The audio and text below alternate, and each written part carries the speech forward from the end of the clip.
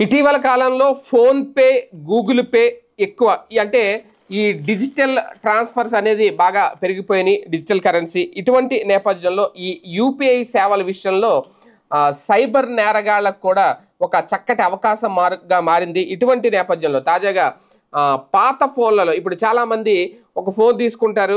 ఆ phone repair వచ్చినా సరిగ్గా పనిచేయకపోయినా కొత్త ఫోన్ తీసుకుంటారు. ఆ పాత ఫోన్‌ని రీప్లేస్ చేయడమో లేదంటే పక్కన పడేయడము, అది పాత సామాన్లోకి ఇచ్చేయడం ఏదో జరుగుతుంది.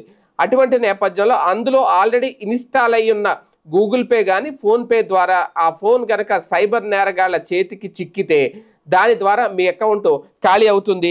ఇటువంటి నేపథ్యంలో తాజాగా యూపీఐ కీలక నిర్ణయం తీసుకుంది. ఈ ఎన్సీపై తీసుకున్న నిర్ణయం 1వ తేదీ నుంచి అమలు కాబోతోంది. ఈ సైబర్ నేరాలు, ఆర్థిక మోసాలు పెరిగిపోతున్న నేపథ్యంలో ఎన్సీపై తీసుకున్న నిర్ణయం ప్రకారం అంటే పాత వాడి పడేసిన పక్కన ఉన్న మొబైల్స్లో ఇక యూపీఐ సేవలు ఎట్టి పరిస్థితుల్లో కొనసాగకుండా ఒక నిర్ణయం తీసుకుంటున్నారు. అటువంటి ఫోన్లలో యూపీఐ సేవల్ని ఇమీడియట్గా రద్దు చేస్తోంది. ఉదాహరణకు ఒక వినియోగదారుడు తన మొబైల్ నెంబర్ మార్చినా తన బ్యాంకు ఖాతాలో కొత్త నెంబర్ నమోదు చేయలేదు, పాత నెంబర్ మరొక వినియోగదారుడికి వెళ్ళిపోయినప్పుడు ఆర్థిక లావాదేవీల సమాచారం దుర్వినియోగం అయ్యే అవకాశం ఉంటుంది. ఈ సమస్యను అరికట్టేందుకు నిర్ణయం తీసుకున్నారు.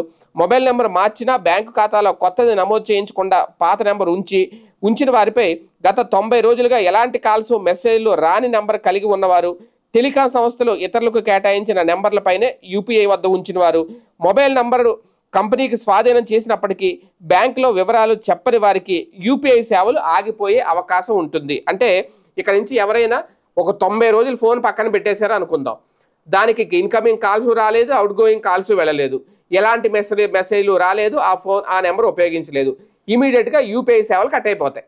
ఒక రకంగా ఇది మంచిదే.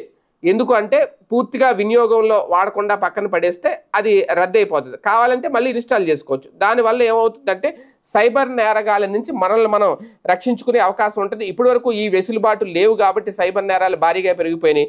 ఇప్పటి నుంచి ఒక్కొక్క కీలక నిర్ణయాలు అయితే తీసుకుంటున్నారు. అలాగే చాలామంది నెంబర్ మార్చినప్పుడు కూడా ఇమీడియట్గా బ్యాంకుకి వెళ్ళి కొత్త నెంబర్ అప్డేట్ చేసుకోరు. పాత నెంబర్కి ఆ మెసేజ్లు, ఆ లావాదేవీలు అన్నీ వెళ్తూ ఉంటాయి. అది కూడా ఒక రకంగా ప్రమాదమే. ఇప్పుడు దాన్ని కూడా ఇమీడియట్గా మీరు ఫోన్ నెంబర్ మారిస్తే వెంటనే మీ బ్యాంకు ఖాతాలు కలిగిన బ్యాంకులకు వెళ్ళి అప్డేట్ చేయించుకోవాలి అనేది కూడా కేంద్ర ప్రభుత్వం చెప్తున్నమాట.